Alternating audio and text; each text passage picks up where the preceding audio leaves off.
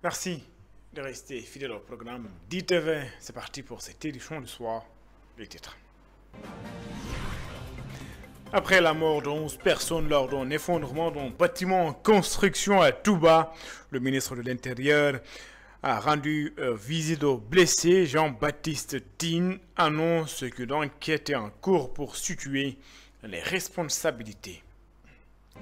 Les fidèles chrétiens célèbrent la fête de l'Ascension, un événement qui marque la résurrection du Christ et son élévation au ciel.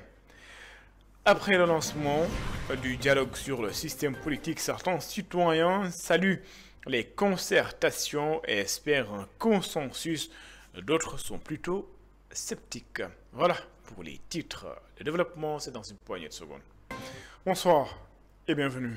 Le ministre de l'Intérieur s'est rendu à Touba pour s'enquérir de l'état de santé des blessés après l'effondrement d'un immeuble en construction qui a occasionné d'ailleurs la mort de 11 personnes et qui a fait 7 blessés. Jean-Baptiste estime qu'une enquête est déjà en cours pour situer les responsabilités. Il sensibilise notamment les entrepreneurs sur l'aspect sécuritaire lors des constructions. Jean-Baptiste, ministre de l'Intérieur et de la Sécurité publique, est au micro de Goran Daclo et de Baïsek.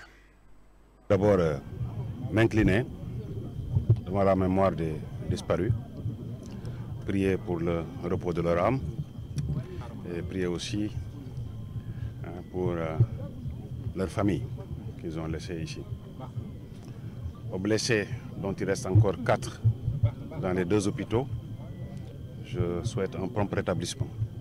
Il y en a 3 qui sont déjà retournés chez eux. J'en ai profité pour présenter mes condoléances au Khalife général des Mourides et le saluer, comme d'habitude, au nom du chef de l'État, du Premier ministre, du gouvernement et à mon nom personnel. Ce qui est arrivé est un accident, c'est vrai, c'est un accident. Partout où il y a de l'activité, il y a des risques d'accident. Il y a une enquête qui est en cours. Il est trop tôt pour dire voilà la raison pour laquelle on a eu cet accident. C'est un accident que nous regrettons tous beaucoup. Nous verrons exactement ce qui s'est passé et nous prendrons les mesures appropriées pour que de tels accidents soient réduits à leur strict minimum, aussi bien à Touba que sur l'ensemble du territoire national. Dans cet ordre d'idées, le président de la République avait déjà donné des instructions au gouvernement, et plusieurs conseils des ministres déjà, pour faire l'inventaire des immeubles menaçant en ruine, c'est-à-dire déjà des immeubles prêts qui menacent ruine, mais aussi de faire en sorte de veiller au respect des normes de construction pour éviter que pareils drames ne soient courants dans notre pays.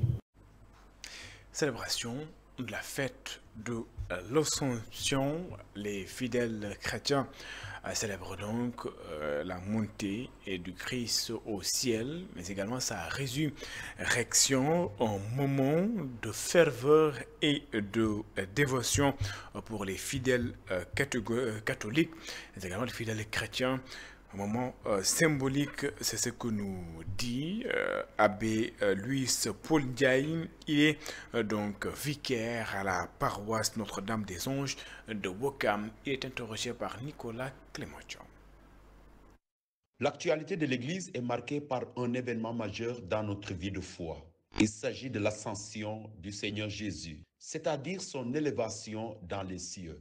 L'ascension de Jésus marque donc un achèvement, le couronnement de sa longue marche au milieu des hommes. Oui, l'œuvre de réconciliation voulue par Dieu ayant été menée à bien, le Père rappelle le Fils à sa droite. Et c'est le triomphe du Christ ressuscité, son intronisation céleste dans la gloire. C'est ce que nous célébrons en ce jour. Frères et sœurs, pendant 40 jours, Jésus s'était montré à ses disciples. Cette fois-ci, il leur apparaît et leur confie une mission. C'est le but même de l'ascension. Alors nous prions pour tous les hommes et toutes les femmes de notre temps, afin que par la force du Saint-Esprit, ils soient les vrais témoins de l'amour du Christ dans notre monde en pleine mutation.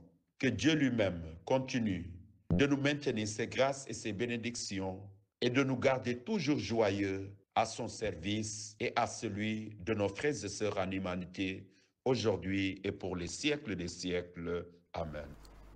Célébration donc de la fête de l'Ascension à la cathédrale de Dakar a refusé du monde. La messe solennelle a été célébrée par le curé de la cathédrale, abbé Jacques-François Diouf, au moment de foi de communion pour les fidèles catholiques. C'est un sujet de Satou Diba. L'Ascension, une fête qui marque le jour où Jésus-Christ est monté au ciel, une mission qu'il a accomplie, selon le curé de la cathédrale de Dakar.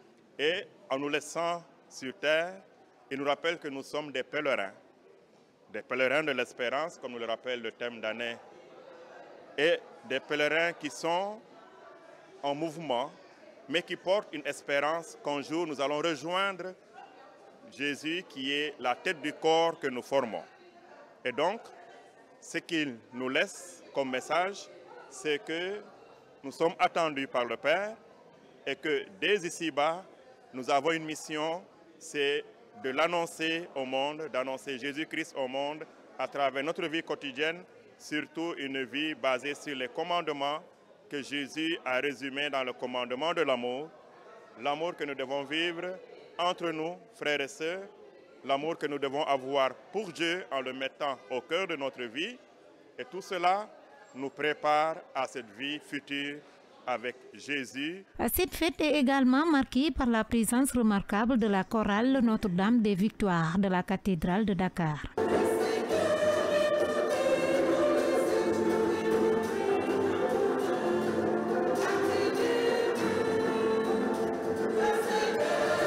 Présents à la messe, ces fidèles chrétiens expriment leur joie et sentiments en cette journée symbolique de l'Ascension.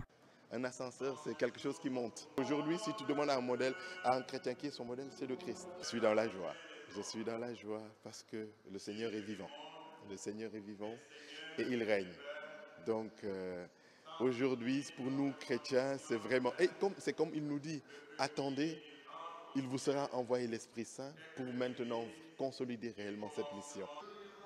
De joie et d'accomplissement. Une grande fierté, une grande joie, comme je vous le dis.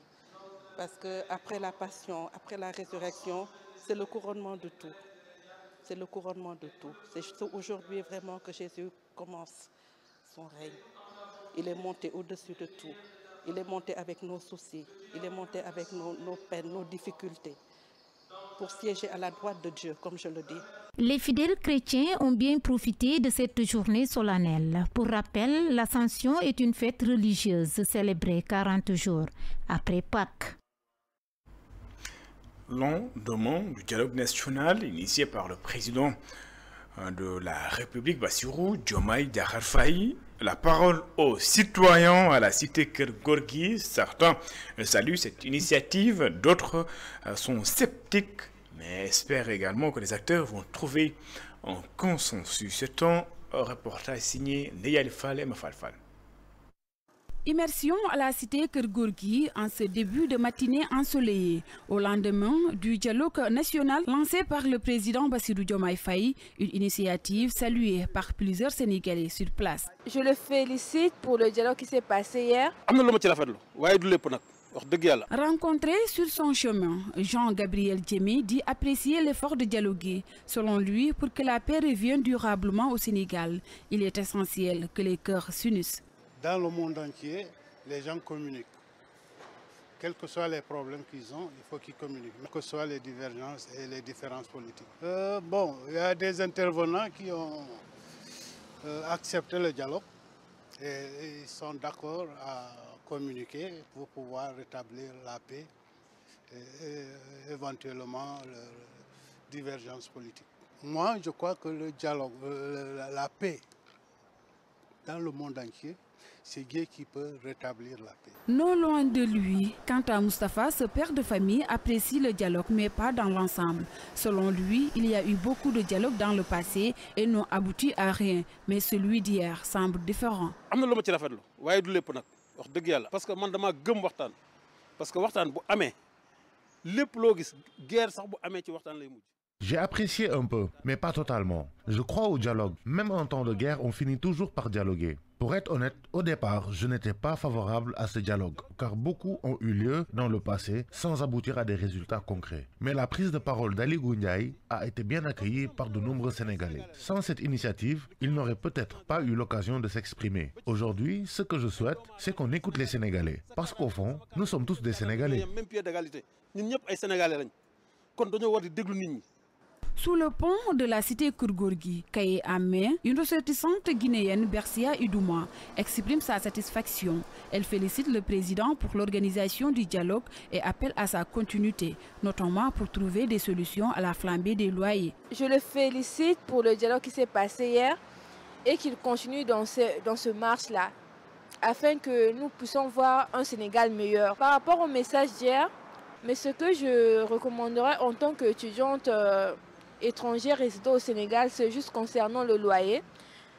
S'il pouvait aussi réduire un peu, il peut réduire le loyer, ça sera vraiment ça sera vraiment bien pour nous les étrangers. Bien sûr, j'aimerais que le dialogue continue afin que le Premier ministre puisse trouver un consensus concernant le loyer. Si les attentes sont grandes, quant à l'espoir, lui, reste suspendu aux prochaines étapes de ce dialogue national, dont la réussite dépendra surtout des actes concrets qui en découleront.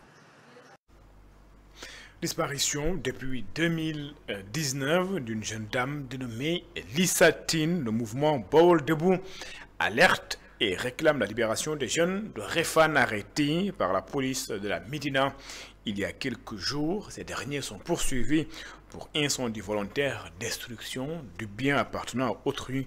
Les membres du mouvement veulent que la lumière soit faite dans cette affaire dite désormais affaire Lissatine. Voici les explications de Modou Diouf. Il est le président du mouvement Baol Debout.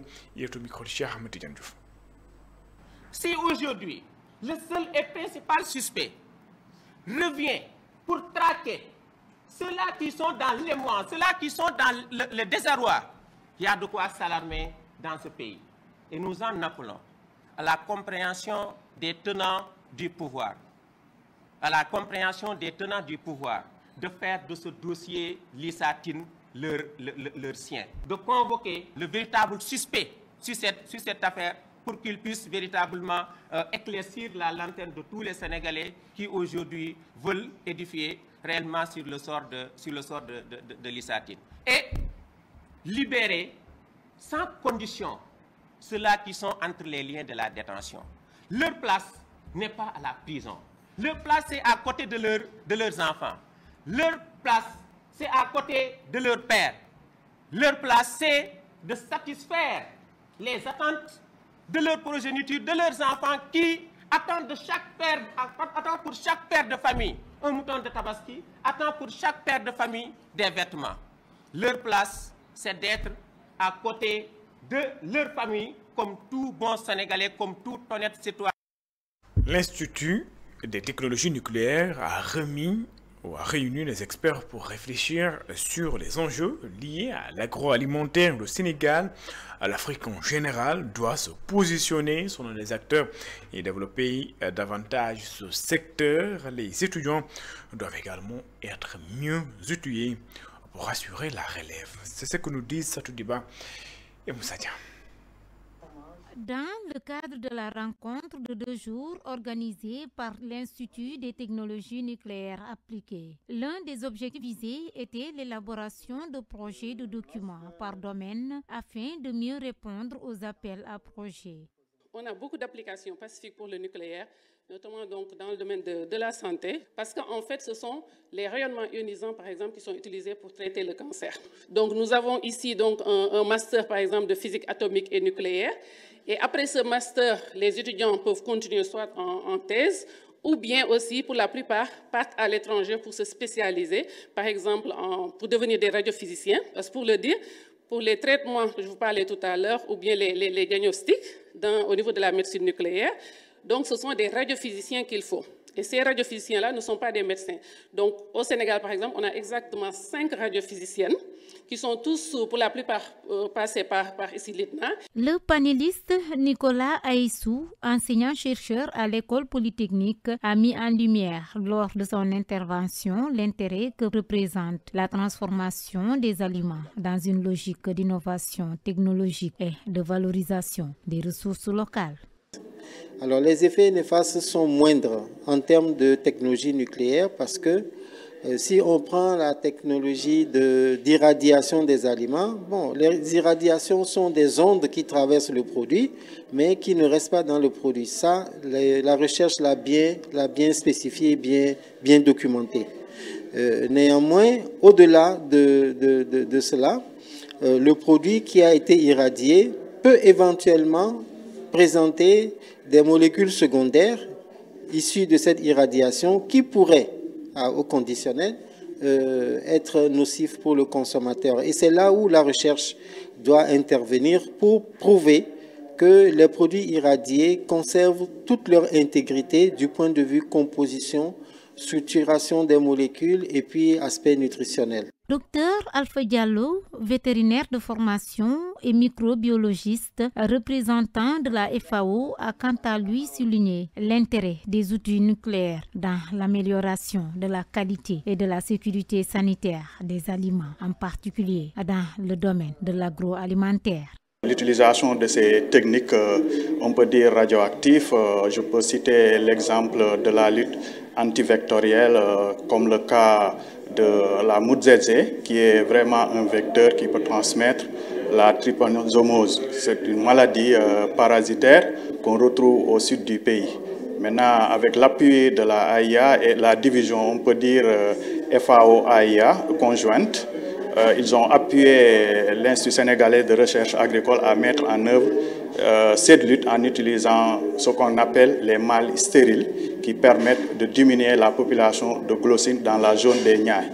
C'est vraiment, on peut dire, c'est une lutte qui a été menée avec l'expertise de l'ISRA. Cette rencontre organisée sur 2 jours à l'université Cheikh Anta Diop de Dakar a permis de rassembler des acteurs clés de l'agroalimentaire, de la FAO et du secteur de la santé. Elle a également constitué une opportunité précieuse pour les étudiants spécialisés dans ce domaine en leur offrant des perspectives concrètes de poursuite de formation à l'étranger. Parlons tout à fait d'autre chose. C'est pour parler politique. Sénégal, Bignou-Bok, c'est le nom que Barthélémy Diaz a donné à son mouvement. L'ancien maire de Dakar a décidé donc de s'éloigner de Taxawu Sénégal. Selon lui, l'objectif est de répondre aux aspirations du peuple qui fait face à plusieurs difficultés. Ce sont les mots de Diaz Fils. L'ancien député tend ainsi la main aux Sénégalais pour bâtir, dit-il, un Sénégal plus juste et plus humain. Ndeyari Fale Moussadia. Sénégalais, je suis venu ce soir, non pour dominer un peuple, mais pour faire entendre un appel. Un appel qui vient d'un vertige partagé. C'est avec ces mots que l'ancien maire de Dakar, Barthélémy Diaz, a tendu la main au peuple sénégalais à travers son nouveau parti, Sénégal Bignou-Bok. Un mouvement né selon lui de la lassitude et des frustrations ressenties par de nombreux citoyens. Toutes ces âmes oubliées, brisées, debout malgré tout. Et c'est pour vous que je lance ce mouvement. Un mouvement né de la fatigue d'attendre. Un mouvement né du refus de courber les chiffres. Un mouvement qui porte un nom simple, mais immense, porteur d'espoir et d'avenir. Un nom comme une main tendue. Un nom comme une promesse. Un nom qui n'est pas une invention de plus. Un nom qui est un serment que je prends du fond de mon cœur. Je vous invite dans le mouvement Sénégal Bignou-Bok. Un mouvement qui ambitionne de redresser le Sénégal collectivement en prônant un pays ouvert, des bases solides pour construire un avenir meilleur. C'est en tout cas la mission portée par son président, Barthélémy Diaz. Je vous parle comme on parle aux siens quand l'heure est grave, quand les mots ne suffisent plus, quand le pays appelle. Je ne viens pas réclamer un pouvoir. Je viens réclamer une conscience. Je ne viens pas pour diviser, ni pour séduire. Je viens pour rassembler. Je viens pour servir. Car quelque chose s'est brisé dans notre contrat national. Quelque chose s'est cassé entre l'État et son peuple. Et ce n'est ni un discours, ni une promesse de plus qui recollera les morceaux. C'est un acte de vérité, un acte de foi, un acte d'amour. Diaz Fils tend la main à tous les Sénégalais. Il promet un Sénégal plus juste et plus humain. Pas celui qu'on divise par la peur, la haine et la rancœur. Pas celui qu'on habite, mais plutôt celui qu'on habite ensemble. Celui qu'on relève ensemble. Celui qu'on répare ensemble. Celui qu'on construit ensemble.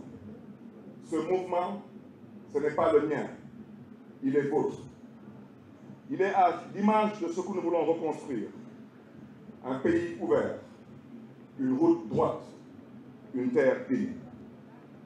Je vous tends la main, pas pour diriger, mais pour guider et bâtir. Quand le mal a toutes les audaces de mentir, de manipuler, de trahir, d'emprisonner, de décevoir, le mal doit avoir tous les courages.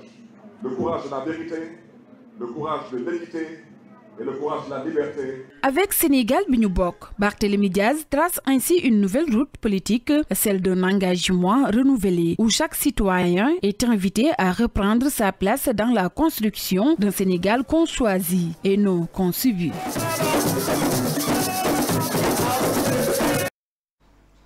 L'AIBD a inauguré une nouvelle ligne Dakar-Washington après Dakar-New York, cette fois-ci avec la compagnie United Airlines. Cette étape majeure pour le transport aérien. Également une étape majeure pour le transport aérien. J'y arrive, cette ligne va développer les relations entre les deux pays selon Askin Demir. Il est le directeur général de l'AS. Il est au micro de Babkarsek. Quand j'ai vu une partie de l'équipage, ce sont des Sénégalais et Sénégalaises, c'est notre bonheur encore une fois que l'équipe de United a pris l'initiative. Notre équipe de l'AS et l'équipe de United, ils ont travaillé des mois sur ce projet-là. Je pense que ce sera une bonne connexion entre l'Amérique du Nord et le Sénégal. United il a présenté que ce sera une connexion pas seulement pour le Washington, mais aussi pour l'autre partie de l'Amérique du Nord. De notre côté, on peut aussi assurer que Dakar, ce ne sera pas seulement un point d'arrivée, mais aussi une connexion pour l'Afrique de l'Ouest. Traditionnellement, on avait la destination New York à Dakar. Avec Washington, maintenant, on a deux connexions, donc deux possibilités, et beaucoup d'autres possibilités aussi de deux côtés, pour proposer à nos clients, nos passagers, entre les deux pays. L'AS, nous avons un projet commercial.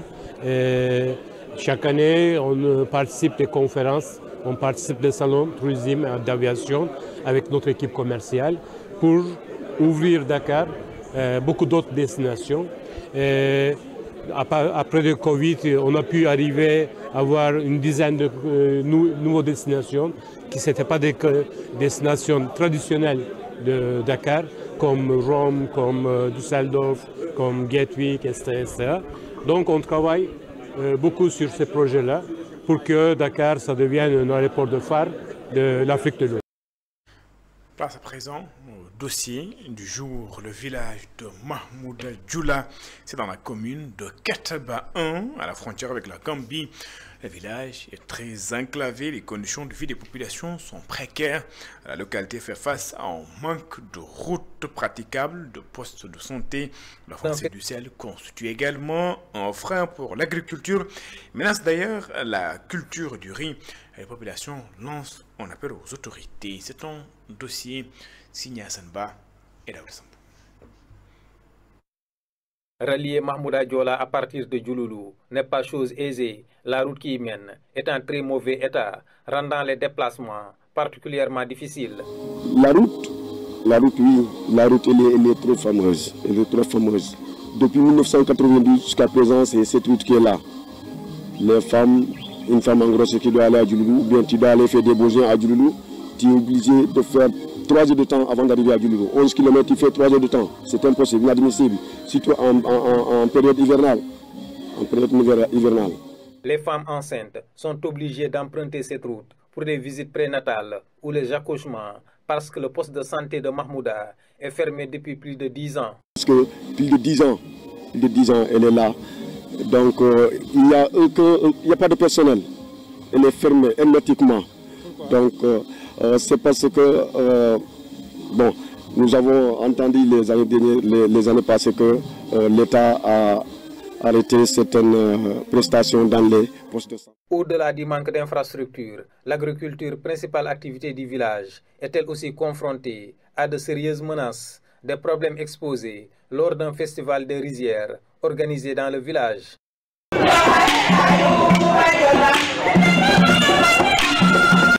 Les difficultés sont aggravées par l'absence de matériel agricole adapté. Jusqu'à présent, les populations utilisent des outils rudimentaires. Oui, nous utilisons l'Okadjandou.